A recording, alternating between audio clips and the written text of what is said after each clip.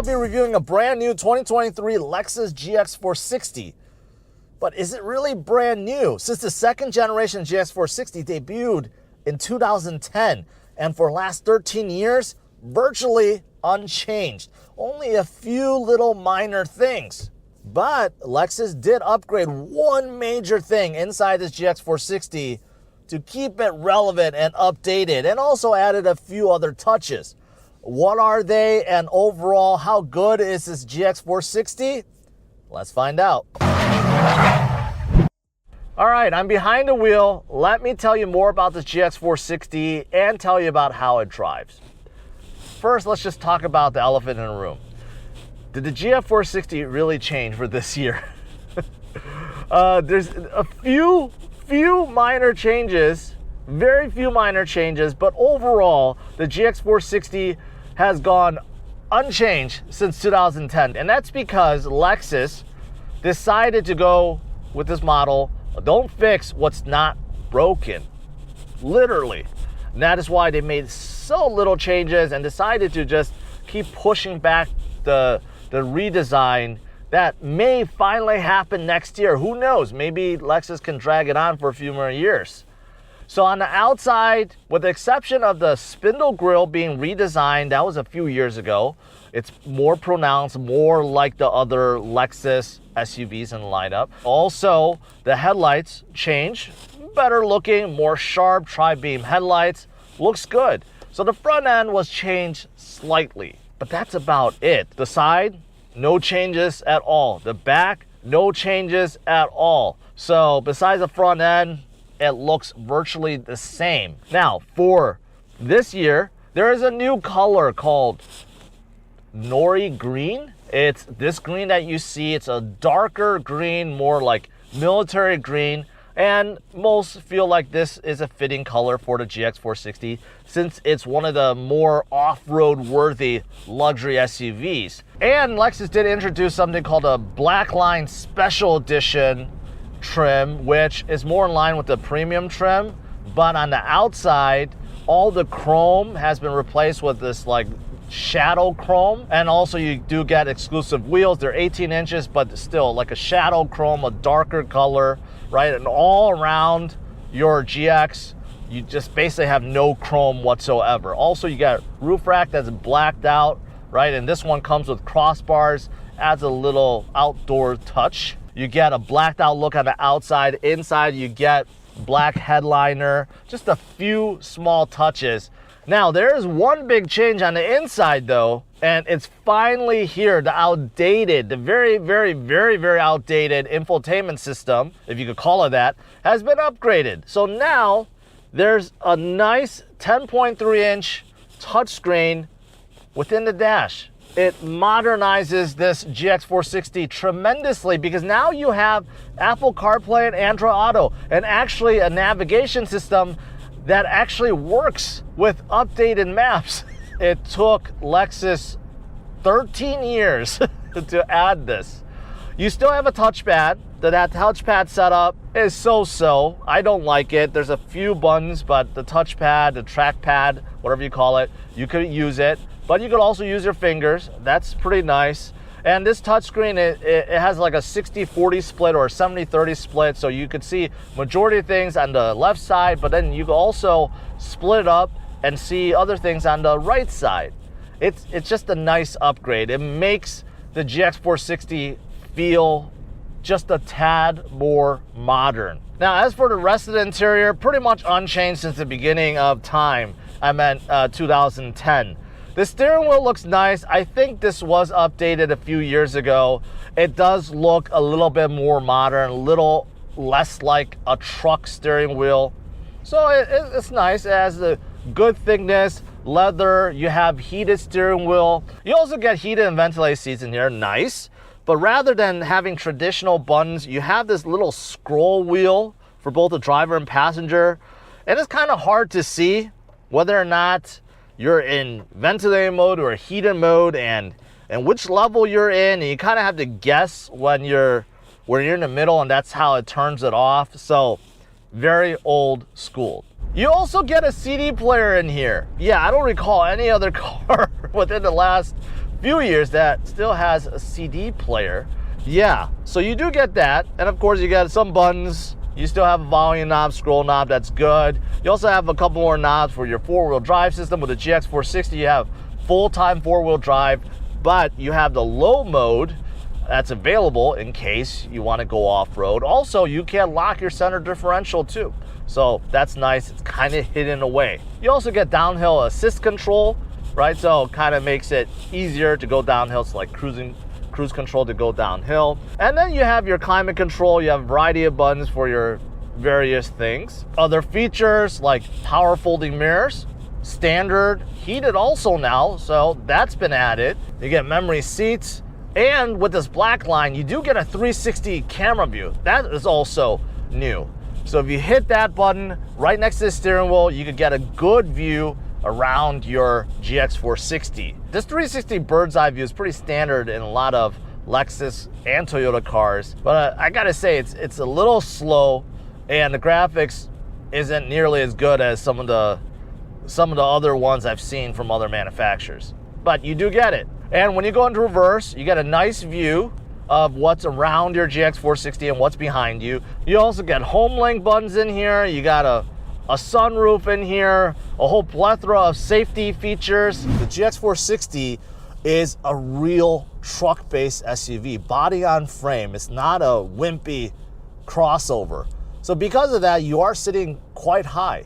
You get a nice commanding view. You have very large windows all around, like really wide, front, rear, great visibility. I love the huge mirrors. The mirrors are absolutely enormous. They're double the size of normal mirrors these days. Also, size-wise, this is definitely a mid-size SUV. Got plenty of headroom, plenty of shoulder room, hip room too, up front. Second row, also very comfortable. I'm 5'10" and I have 4 to 5 inches of leg room, more than that with headroom. So second row passengers, plenty comfortable. Now, before I talk about a third row, I will say that the cargo room also decently sized. If you open up the tailgate, yes, it's a tailgate that swings to the side, not to the top. I'll get to that in a little bit, but in terms of the size behind the second row, you can see pretty good amount of space. And if you fold down your second row, they do fold flat, you get even more cargo room. So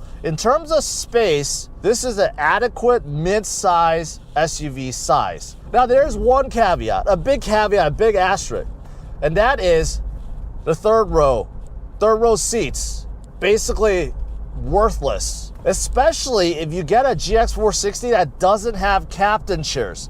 Let me explain. So how do you get into the third row? Well, you can't fold them up from the back area, so you have to fold them up from the second row. So how do you fold them up? Well, normally you have to slide your second row forward, and most manufacturers have a really easy way of doing so. Well, not inside this GX460. No, there's no good way to get into the third row. So you have to just resort to just folding down the second row, the seat back, and that's it. It doesn't slide or lean forward, and lifting up the third row is actually quite difficult from the second row area. And once you fold it up, you still have to pull out the bottom cushion. And even if you do that, I don't even know how you get back in the third row because there's no space.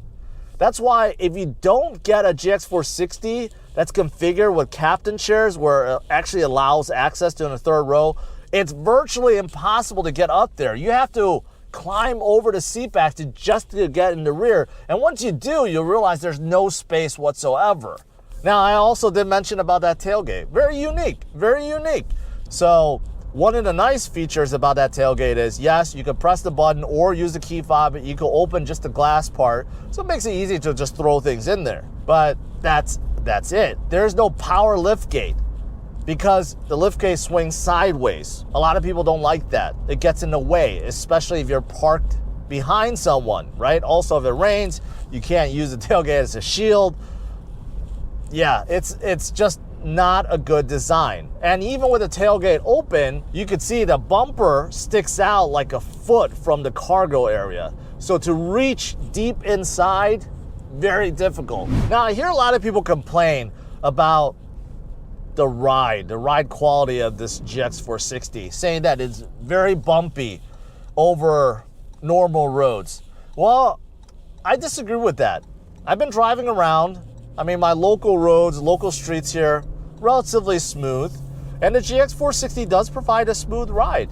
I feel like it's very comparable to the others I have driven in this class. Now, what helps probably are the wheels, because they're 18-inch wheels. They don't look very big, okay? They actually do look quite small for an SUV of this size. But because of that, you get very, very thick sidewall tires. That definitely helps with the smoothness. The steering also is quite nice. I like the steering. There is a lot of steering play though, a lot. Like you can see in the camera right now, I mean, this is like 2 inches in either direction almost.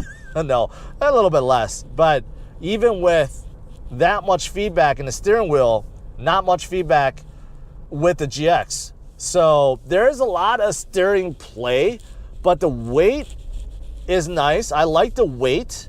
There's a heavier feel to it.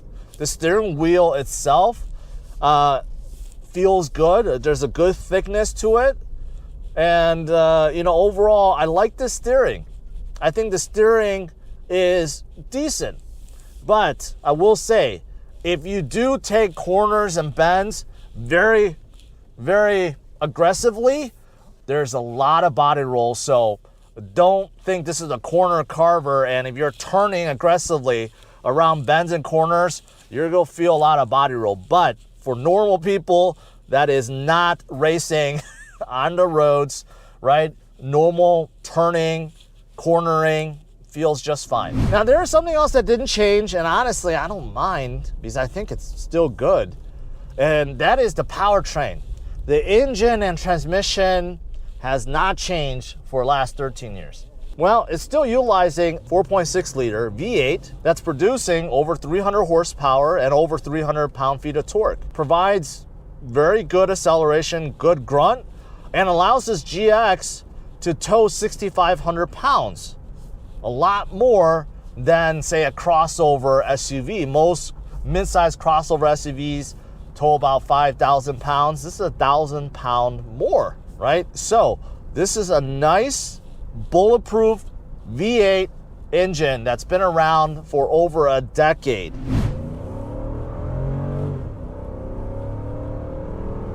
Decent grunt. 0 to 60 comes in around 7.2 seconds. And because it's a V8, you have a nice throaty exhaust. Now, normally when you're driving, you don't hear the exhaust.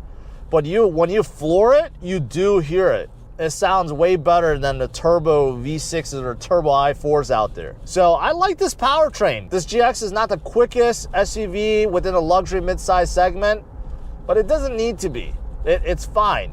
Now, there's one downside to this powertrain setup, and that is the fuel economy. You're getting about 19 miles per gallon on the highway and about 14, 15 in the city. So when you do compare that to the others in this class, it really trails by a lot. Today's a really windy day. Really windy. My drone had a hard time even flying around. And yes, I hear a little bit more because it's really windy, a little bit more wind noise, but still very quiet in here. Almost nothing from the road. Cars passing by, very minimal. So yeah, it's very quiet. I didn't mention about these seats. These seats are nice too, very nice. They don't have the fanciest design, but they are leather. You don't have to pay extra for it like a lot of luxury manufacturers, BMW, Mercedes. They force you to pay extra for leather. Think about that. These seats are covered in real leather and they smell good and they're very comfortable. I like the seats.